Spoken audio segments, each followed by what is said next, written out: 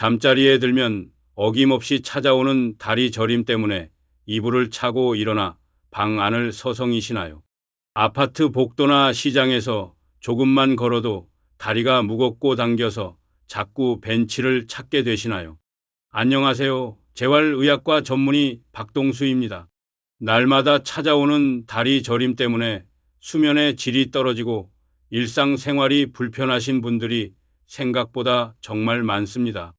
다리 저림은 단순한 노화 현상이 아닙니다. 대부분의 경우 분명한 원인이 있고 그에 맞는 해결책도 있습니다. 만약 지금 이 순간에도 다리 저림으로 불편함을 느끼고 계시다면 오늘 제가 알려드릴 내용을 끝까지 주목해 주세요. 다리 저림의 자가 진단 방법을 먼저 알려드릴게요. 다리 저림이 왜 생기는지 알아야 제대로 해결할 수 있기 때문입니다. 이 자가 진단만으로도 20년간 제가 만나본 수천 명이 환자들 중 80%는 자신의 문제를 정확히 파악할 수 있었습니다. 만약 이 중 하나라도 해당된다면 지금 당장 해결 방법을 실천하셔야 합니다. 그렇지 않으면 증상이 악화되어 더 심각한 문제로 이어질 수 있습니다. 여러분의 다리 저림에 대한 생각이 180도 뒤집힐 거라고 자신 있게 말할 수 있습니다. 이제 많은 분들이 겪고 있는 다리 저림이 5가지 주요 원인에 대한 자가진단 방법을 설명해 드리겠습니다. 먼저 다리 저림의 첫 번째 원인 하지 정맥류에 대해 알아보겠습니다. 여러분 혹시 오래 서 있으면 다리가 무겁고 쥐가 자주 나시나요? 또 다리에 실핏줄이 도드라지거나 보라빛으로 변한 부위가 있으신가요? 그렇다면 하지 정맥류를 의심하어 보셔야 합니다. 하지 정맥류는 쉽게 말해서 다리 정맥 속 판막이 약해져 혈액이 거꾸로 흐르게 되는 거예요. 정상적으로는 혈액이 심장 쪽으로만 흘러야 하는데 판막이 약해지면 다리 쪽으로 역류해서 정맥이 부풀어 오르게 됩니다. 특히 오래 서 있는 직업을 가진 분들, 여성분들, 그리고 가사일로 하루 종일 서 계시는 주부님들에게 많이 나타나는 증상이죠.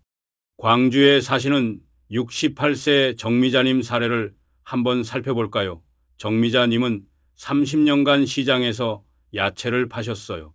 매일 12시간씩 서서 일하다 보니 다리가 저리고 무거웠는데 장사하는 사람은 다 그렇다며 넘기셨죠. 결국 정미자님은 심한 부종과 피부 궤양까지 생겨 수술을 받으셔야 했습니다.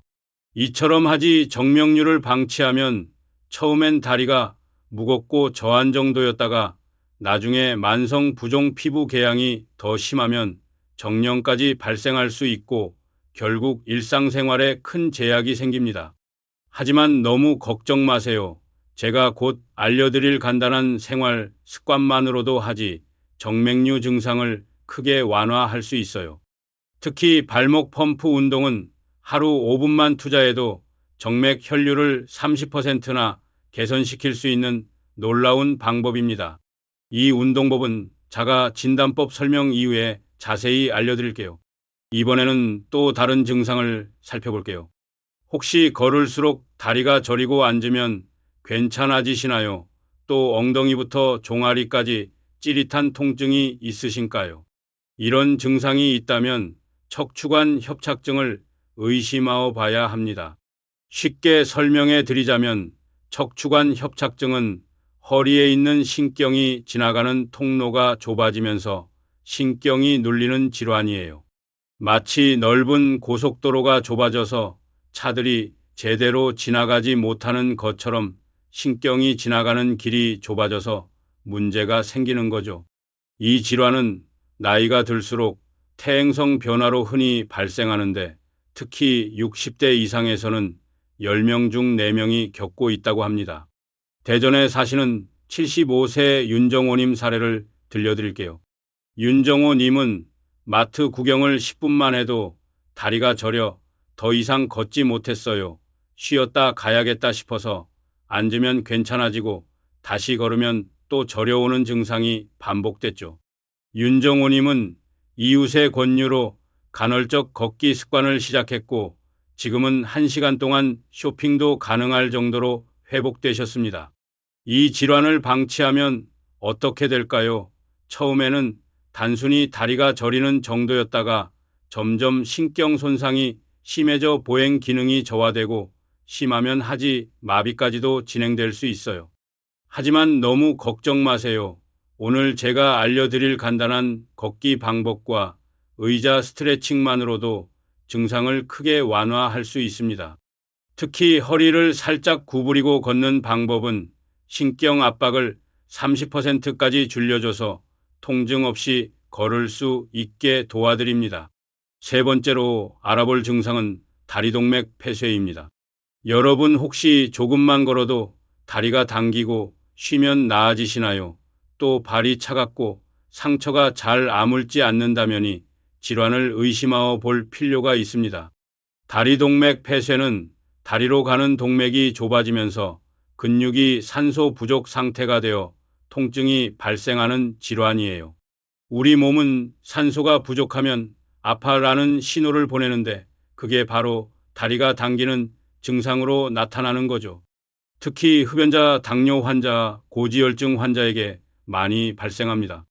인천에 사시는 70세 최병수님의 이야기를 들려 드릴 겸 최병수님은 40년 넘게 담배를 피우셨는데 처음에는 300m만 걸어도 종아리가 아파서 쉬어야 했어요. 그냥 나이가 들어서 그렇겠지 하고 넘기셨죠. 그런데 어느 날 발가락에 작은 상처가 생겼는데 한 달이 지나도 아물지 않았어요. 병원에 가보니 다리 동맥이 90%나 막혀 있었고 결국 스텐트 시술을 받으셨습니다. 제가 곧 알려드릴 건 아프면 잠시 쉬고 다시 걷기라는 간단한 방법과 발을 따뜻하게 유지하는 습관만으로도 혈류를 크게 개선할 수 있답니다. 특히 양말 하나만 잘 신어도 혈액순환이 25%나 좋아질 수 있다는 사실 알고 계셨나요? 이번에는 많은 분들이 겪고 계시는 말초신경병증에 대해 알아볼게요. 혹시 발끝이 화끈거리거나 전기가 흐르는 느낌이 드시나요? 또 밤에 증상이 심해지고 감각이 무뎌지는 느낌이 있으신가요? 그렇다면 말초신경증을 의심하어 보셔야 합니다. 말초신경증은 쉽게 말해서 당뇨, 고혈압, 고지혈증 같은 만성질환이 우리 몸 말단의 신경을 손상시키면서 전립과 감각 이상을 유발하는 질환이에요. 마치 오래 사용한 전선의 피복이 벗겨져서 전기가 새는 것처럼 우리 몸의 신경도 손상되면 이상 신호를 보내게 되는 거죠. 대구에 사시는 65세 강명자님은 10년 넘게 당뇨를 앓고 계셨어요. 처음에는 발끝이 저리다가 점점 발바닥 전체가 저리고 화끈거리는 증상이 나타났죠. 특히 밤에 자려고 누우면 증상이 더 심해져서 잠을 제대로 못 주무셨다고 해요. 강명자님은 저희 병원에서 식사 시간 일정하게 유지하기와 손가락, 발가락 마사지를 시작하셨고 3개월 만에 통증이 절반으로 줄었답니다. 특히 손가락으로 발가락 사이를 부드럽게 마사지하는 방법은 집에서 TV 보실 때 5분만 하셔도 혈액순환이 즉시 개선되는 효과가 있었죠. 마지막으로 알아볼 증상은 정말 위험할 수 있는 심부정맥 결전증입니다. 여러분 혹시 한쪽 다리만 갑자기 붓고 열감이 있으신가요? 또 최근에 큰 수술을 받으셨거나 장거리 이동 후 증상이 시작되었나요? 그렇다면 즉시 병원에 가 보셔야 합니다. 심부정맥 혈전증은 다리 깊은 정맥에 혈전 쉽게 말에 피지가 생겨서 혈류를 막는 질환이에요. 특히 오랫동안 같은 자세로 있었거나 큰 수술 후 또는 장거리 비행 후에 많이 발생합니다. 경기도에 사시는 68세 문성호님은 미국에 사는 자녀를 만나고 14시간 비행기를 타고 돌아오신 후 갑자기 왼쪽 다리가 붓고 열이 났어요. 처음에는 피곤해서 그렇게 하고 넘기셨는데 다음날 갑자기 가슴 통증과 호흡 곤란이 와서 응급실에 가셨죠. 알고 보니 다리에 혈전이 폐로 이동해 폐색 전증이 생긴 거였어요. 심부정맥 혈전증을 방치하면 정말 위험합니다.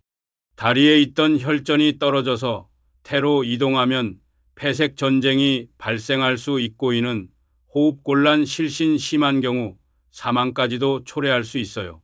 제가 곧 알려드릴 건 30분마다 자세 바꾸기와 수분 충분히 섭취하기 같은 간단한 습관만으로도 크게 예방할 수 있답니다. 지금까지 다리 저림의 5가지 주요 원인에 대해 알아봤습니다.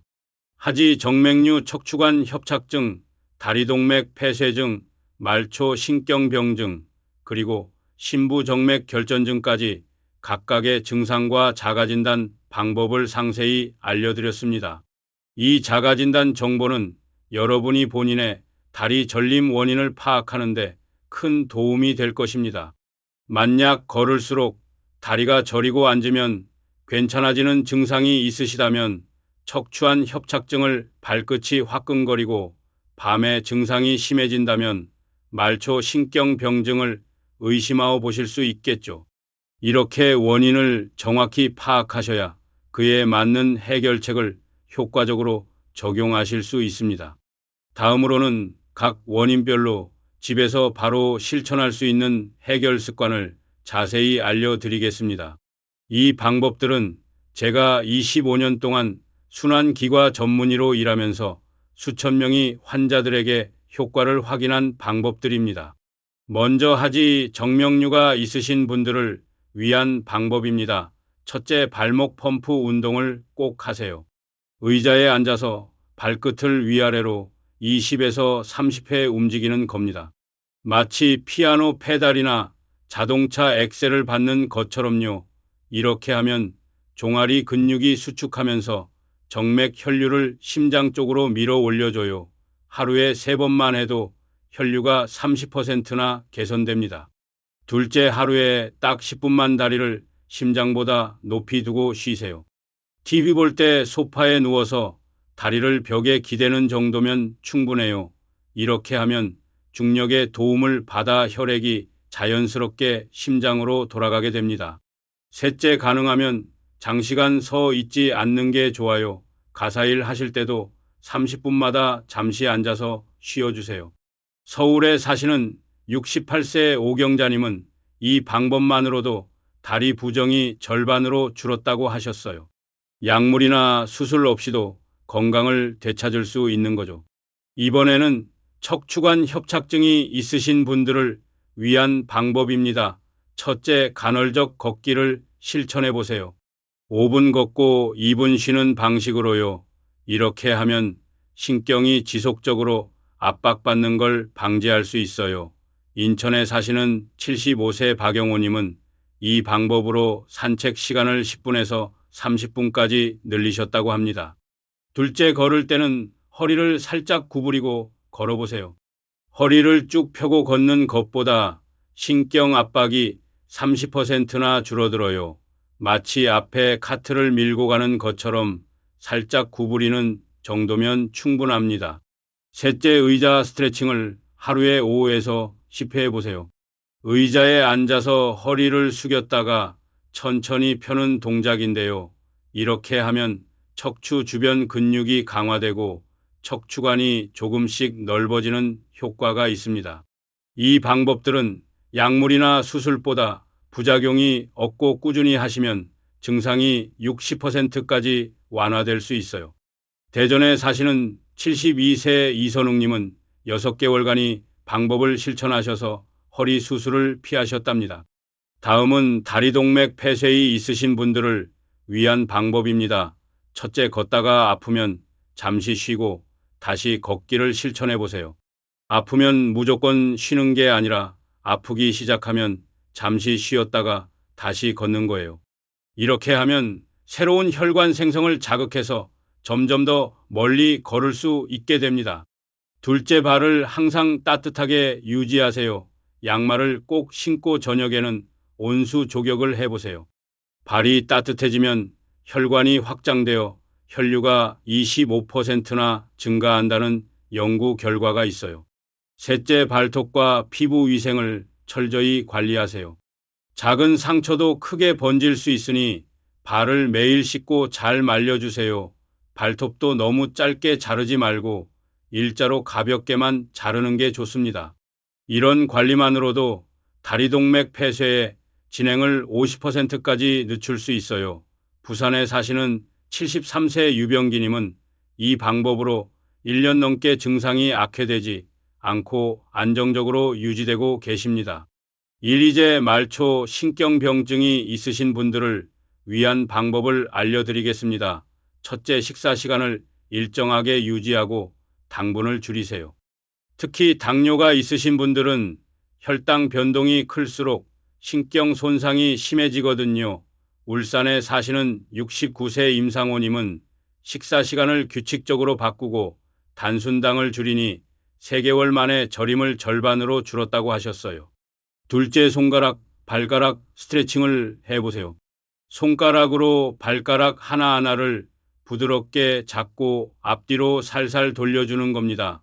각 발가락 10초씩 하루에 2~3번만 해도 혈액순환이 촉진되어 저림 증상이 크게 완화돼요.